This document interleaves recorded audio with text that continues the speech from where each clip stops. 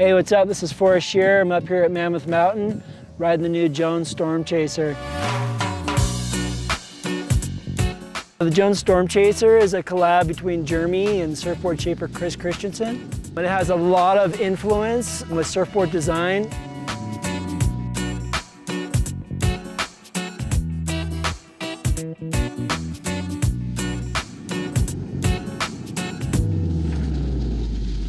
It has a really cool surf rocker profile on the board. Features a spoon nose, tail wings, and a speed channel.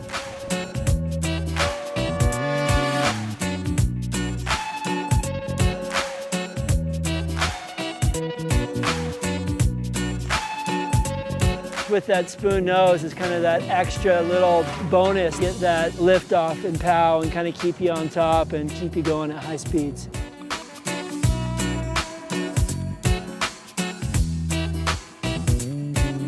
What I like about the Storm Chaser is it's a small board that rides bigger, has a really tight radius side cut, nimble in the trees and really responsive on the hill.